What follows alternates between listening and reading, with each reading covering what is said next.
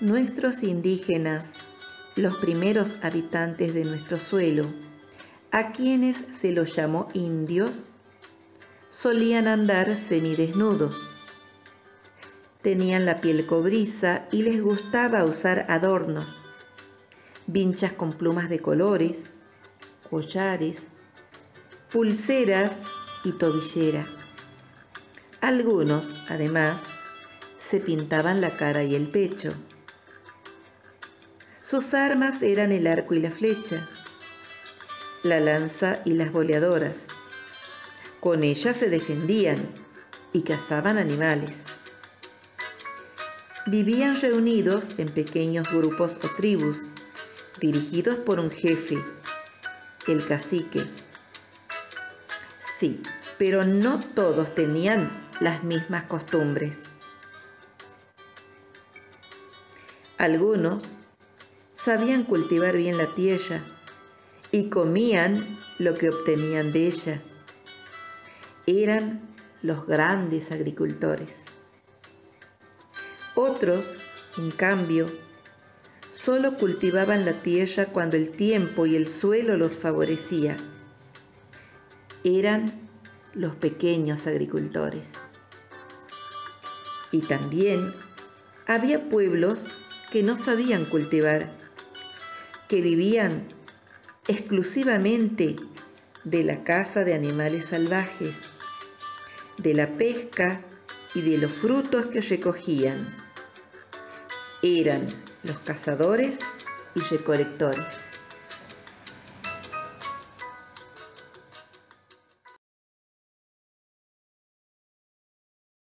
Ellos vivían de la caza de animales salvajes, de la pesca y de la recolección de frutos.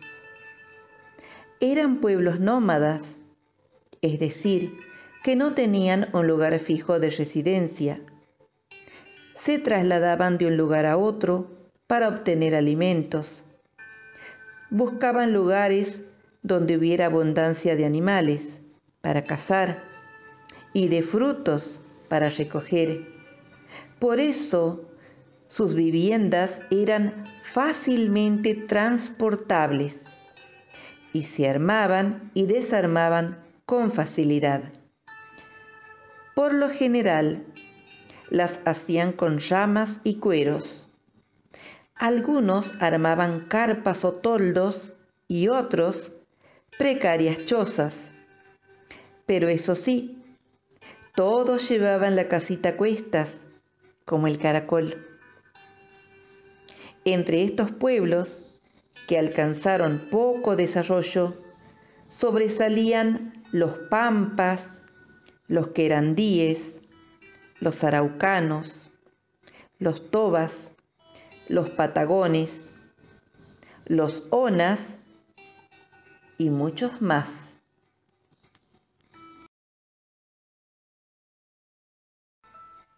Vivían de lo que cultivaban en la tierra, sí, pero siempre y cuando el tiempo les fuera favorable. Es decir, que dependían de las lluvias. En épocas de sequía, se trasladaban a otros lugares más propicios o se dedicaban a cazar, a pescar o a la recolección de frutos. Por eso decimos que eran pueblos seminómadas. Esto quiere decir que a veces se trasladaban para cazar y otras, cuando el tiempo favorecía sus cultivos, se establecían en un lugar. Entre estos pueblos recordamos a los guaraníes, los timbúes y los chanaes. Casi todos ellos, pero muy especialmente los guaraníes, los más populares, sabían construir canoas, llamadas piraguas, y con ellas navegaban los ríos de los alrededores con gran habilidad. Todos fueron buenos artesanos, practicaban la cestería y tejían preciosos cestos y canastos con fibras vegetales. También tallaban madera. Los guaraníes fueron los primeros en conocer la yerba mate y en saborear el riquísimo matecito.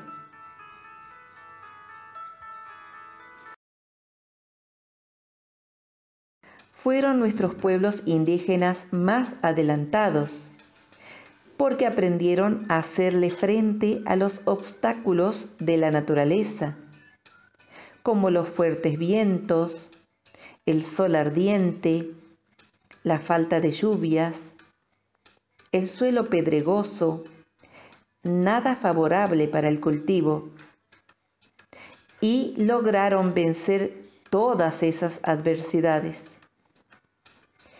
Entre estos se destacaron los diaguitas, los calchaquíes y los humahuacas, que conocían como ningún otro las técnicas agrícolas y realizaban verdaderas obras maestras de ingeniería para poder llegar a sus campos y construir así sus famosos canales de riego. Cultivaron especialmente el maíz y la papa, en los que basaban su alimentación. Eran pueblos sedentarios, es decir, que elegían un lugar fijo para vivir. Allí construían sus viviendas, que eran firmes y resistentes, con paredes rectas de piedras y techos de finos troncos, protegidos por una capa de barro, piedritas y paja. Una maravilla para la época. Eran habilidosos alfareros. Fabricaban vasijas que les servían para guardar los granos de maíz que cosechaban, jarros y platos, y excelentes tejedores. Fueron los únicos indígenas que habitaron nuestro territorio que lograron domesticar animales. Cuidaban tropillas de llamas que usaban como animales de carga, de las que obtenían la lana para sus tejidos y la leche para completar su alimentación.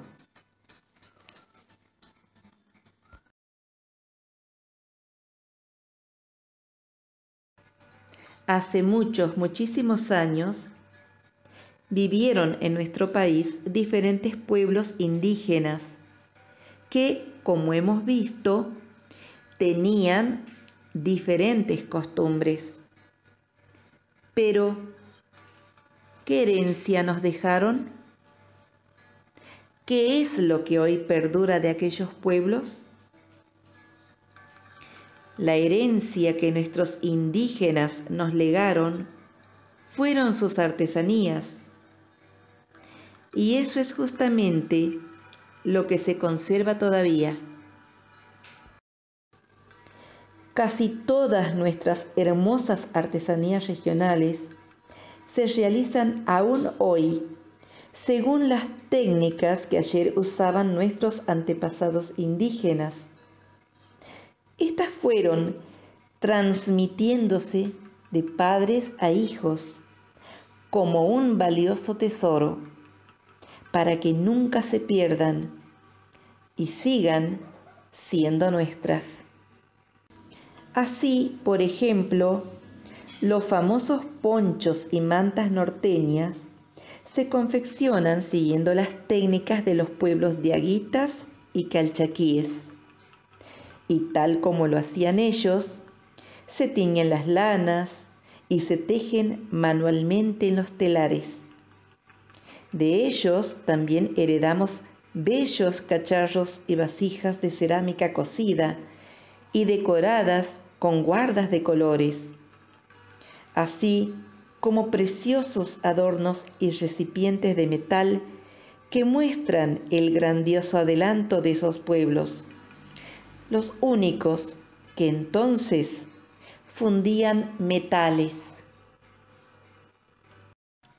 También se confeccionan lindísimos collares con semillas o con piezas moldeadas en arcilla o cerámica, y hermosos canastos, cestos y bolsos tejidos en fibras vegetales, tal como lo hacían nuestros guaraníes y tobas, de quienes también heredamos estatuillas talladas en madera o moldeadas en arcilla. Y así, de estos y de todos los demás pueblos, conservamos el testimonio de sus artesanías. Una valiosa herencia que viene de nuestros indígenas y representa parte de nuestro pasado.